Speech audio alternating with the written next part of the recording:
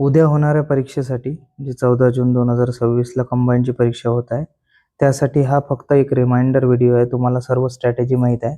फक्त काही पॉईंट सुटले असतील तर बघून घ्या. सर्वात अगोदर बिफोर हँड जाण्या अगोदर 3-4 गोष्टी तुमच्या प्राधान्यक्रमावर असू द्या.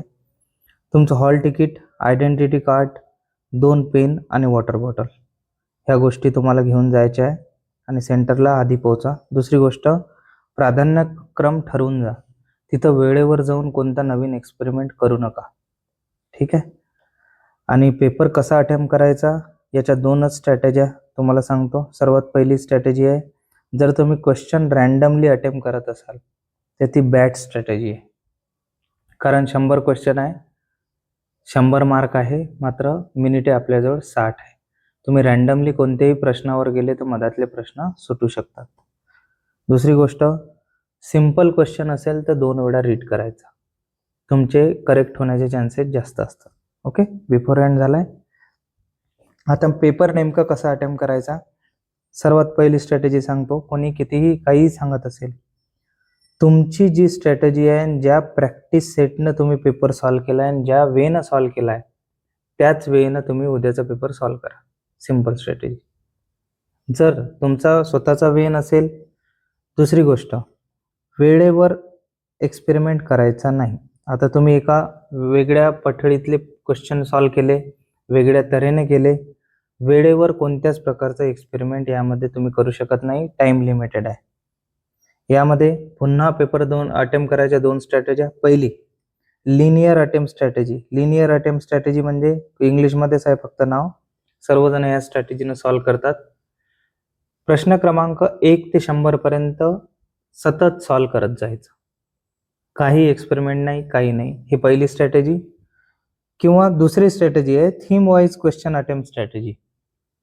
पॉलिटी विषय आपल्याला इझी वाटतो, पॉलिटी विषयात गती आहे, डायरेक्ट पॉलिटी विषयात जा, जम्प करा त्या सेक्शनला, 15 क्वेश्चन सॉल्व्ह करून घ्या, मार्क करा, नंतर दुसऱ्या सेक्शनवर जा. असं करत करत तुम्ही पेपर कंट्रोल करू शकता. ठीक आहे. कोणत्या चुका टाळता येतील. सर्वात पहिला एक सिंपल फॉर्म्युला आहे की तुमची रेस आहे टाइम सोबत, तर याला बीट करण्याचा प्रयत्न करू नका. पहिली गोष्ट, 60 मिनिट आपल्या गतीनंच चालणार आहे. तुम्हाला तुमची गती वेगळी ठेवावी लागेल आणि काही सुधारणा कराव्या लागतील. सर्वात पहिलं, नेमकं काय विचारलं आहे त्यावर मार्क करायचं. जसं खालील विधाने लक्षात घ्या आणि बरोबर यामधलं कोणतं विधान आहे हे निवडा. बरोबर वर तुम्ही मार्क करून घ्या. चूक विचारला आहे, चूकवर मार्क करा. योग्य, अयोग्य यांना काय होईल, नेमका आपला अप्रोच नॅरो होऊन जाईल क्वेश्चनकडे जाण्याचा. पुढे, अवॉइड स्टॉक वाईज मार्किंग म्हणजे काय, सतत तुम्ही 50 क्वेश्चन सॉल्व्ह करत गेले, लगेच तुम्हाला सुचलं की आपण मार्क नाही केला आणि 50 तुम्ही गोले मारायला सुरुवात केली. सर्वात बॅड स्ट्रॅटेजी आहे. एक गोला जर तुमचा चुकला तर तुमचा पेपर वाया जाऊ शकतो. म्हणजेच सिंपल 10-10च्या क्वेश्चन्स घ्यायचे, त्याचे बंडल घ्यायचे आणि बबल तुम्ही फिल करू शकता 10-10च्या मार्किंग. साध्या प्रश्नांना जास्त वेळ द्यायचा आहे. सिलेक्शन रेट तिथंच आहे जास्त. हार्ड क्वेश्चन मध्ये नाही, साध्या प्रश्नामध्ये. आणि प्राधान्यक्रम तुमचा चुकवू द्यायचा नाही. जे काही डोक्यात असेल तसंच जायचं. ओके. कोणती गोष्ट 100% करायची आहे आपल्याला पेपरमध्ये. सर्वात पहिले, तुमच्या मनात प्रश्न वाचल्याबरोबर तुमच्या मनाला जे उत्तर पटत असेल तेच मार्क करायचं आहे. त्याला म्हणतात बेसिक इन्स्टिंक्ट. त्यानं होईल का, म्हणजे जे आधी उत्तर भासतं त्याला टिक केल्यावर होईल काय.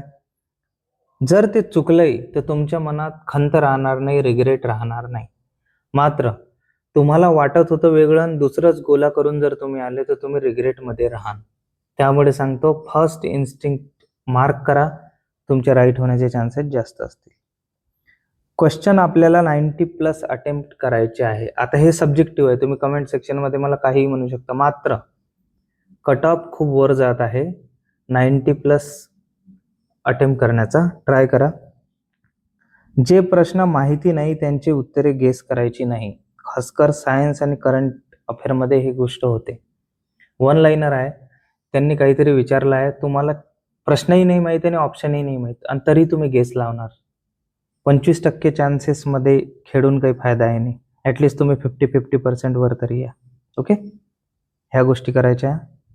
त्यानंतर शेवटचे 10 मिनटं उरले आहे, तुमच्याजवळ वॉच असेल.